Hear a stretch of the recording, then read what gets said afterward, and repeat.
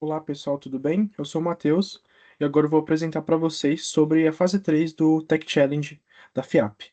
Bom, dando um breve contexto antes, falando sobre a questão do escopo dessa fase 3, então foi nos solicitado para falar um pouco sobre a arquitetura de software que nós vamos utilizar, também falar um pouco sobre a arquitetura cloud, apresentar alguns cenários de riscos, detalhar também sobre a parte dos frameworks e eu vou abordar isso aí nos próximos passos.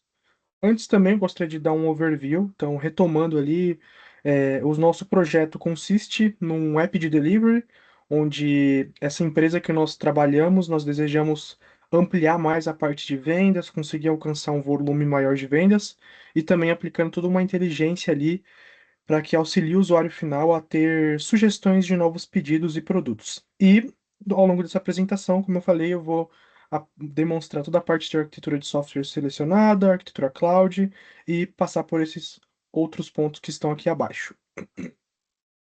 Começando falando sobre a arquitetura de software, eu escolhi a questão da arquitetura de software de microserviços, justamente por ser uma arquitetura que possibilita ter uma escalabilidade melhor para fazer a configuração, e também ela traz uma flexibilidade e uma facilidade de fazer a manutenção ali das aplicações.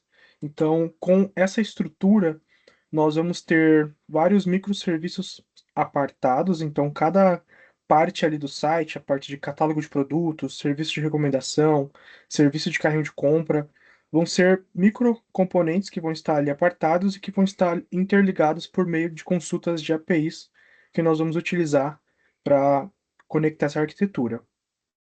Além da arquitetura de software, falando um pouquinho da arquitetura cloud, eu selecionei o AWS, justamente por ser uma empresa ali que possibilita uma melhor gestão e falando um pouco ali de como que vai ser a estrutura desse banco de dados, toda essa parte de arquitetura cloud. Eu vou utilizar o EC2 para fazer toda a parte de execução das instâncias dos microserviços. Vou utilizar o S3 para armazenar as imagens dos produtos, os logs das aplicações. E além desses dois produtos, nós também vamos utilizar o RDS, o Elastic Load Balance e o CloudFront para fazer essa gestão. Como eu falei, então a arquitetura cloud da AWS é interessante também pela questão da escalabilidade, por ser também uma empresa que tem já uma confiabilidade bem maior e custos-benefícios, e por também já ter uma presença forte aqui no Brasil. Apontando agora um pouquinho sobre os cenários de riscos. O primeiro cenário que eu trouxe aqui para análise é, por exemplo, uma questão de ter uma falha no serviço de pagamento de um parceiro. Então, qual que é o impacto que nós vamos ter? E, em sequência, ali também a mitigação para resolver esse problema. A segunda análise de cenário de risco é enxergando um cenário onde ocorra um ataque de negação de serviço distribuído, e aqui também, em sequência, eu tenho a questão do impacto e a mitigação para solucionar esse problema.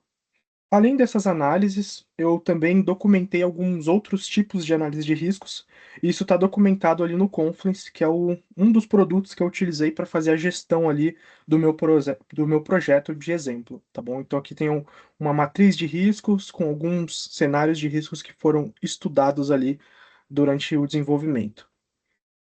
Sobre a parte de framework, nós vamos trabalhar com o Scrum e pontuando ali sobre a parte de estratégias de sourcing, nós vamos ter uma equipe interna de desenvolvimento focada ali para trabalhar toda a parte de aplicação core e também teremos um outro time para outras partes do desenvolvimento.